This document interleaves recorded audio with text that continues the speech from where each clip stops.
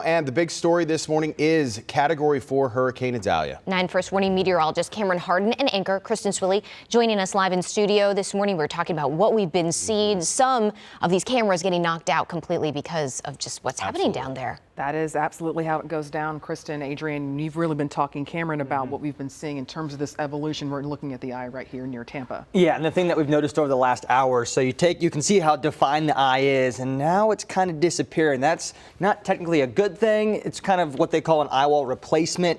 Usually means it strengthens. The good news is you don't typically see it this close to shore, so maybe not getting as much of a concern as what it would be if it was further out into the coast. But so don't focus too much on the eye wall. Focus more on the track and exactly where that eye wall was going to be hitting, which is going to be in that north bend. It's about less than 50 miles away from making landfall, but the outer bands have been making a lot of issues over the last 24 hours. There was flooding in Fort Myers yesterday from that little bit of that storm surge. Storm surge is going to happen from southwest Florida all the way up to Panama City. So this is going to be a massive system that causes a whole lot of issues. And the big update this morning has been Category 4. So it was already a major hurricane, and that intense, rapid intensification made it to Category 4. The track has it going further off the coast, which is some good news. There have been some models that were probably about a day or so old that had the potential for it to come back. As of right now, the model's not showing that, which is some pretty good news, as it will continue to push off and then become a fish storm. What happens from there, still, several days off. We'll have to continue to wait and see. But like we mentioned, Category 4, 130-mile-per-hour winds. We did have some video of what has been happening, those live pictures. But as you can imagine, you get 130, 140-mile-per-hour winds, you're going to be seeing those cameras knocked down. So when we get those live pictures, we'll be able to show you. But it's been crazy seeing it before they go out. Absolutely. This is how things happen with storms. Things were evolving so quickly. Like I said, when I was down in the Big Bend not too long ago, or just on Panama City Beach, it was okay, there's going to be some rain next week. And then I get back, and literally the very next day, we're talking about this. And so people are really having to make these decisions very quickly and get out. Yeah, and it's, again, like I mentioned, this isn't just a North Bend type situation. It goes from all the way down to Fort Myers and Sanibel, which, if you remember from Hurricane Ian, massive issues this time last year, almost exactly 11 months from the day from when it happened. So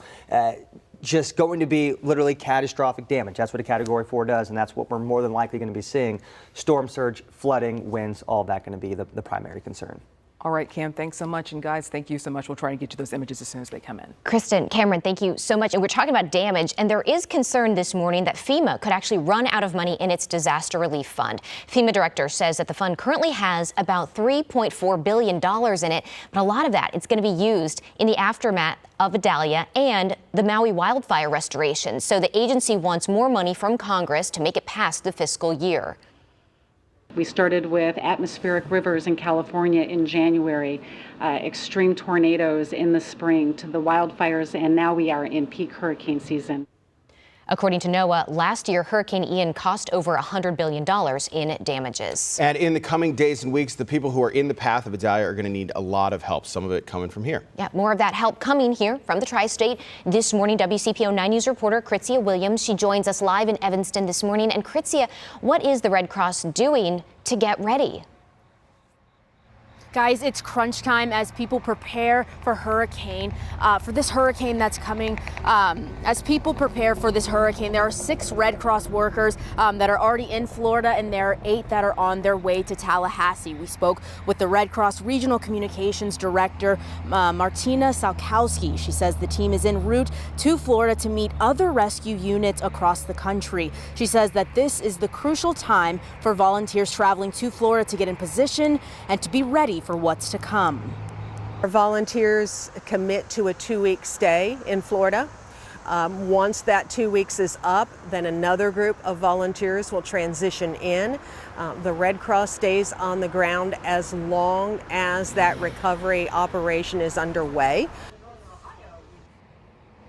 Salkowski says it's now a balancing act between keeping those volunteers safe and also being ready for recovery when the time comes. Live in Evanston, I'm Kritzia Williams, WCPO 9 News. Kritzia, thank you. Our Hurricane Idalia coverage happening, of course, right now. We'll keep updating you as Idalia is getting ready to make landfall there on the Florida Gulf Coast.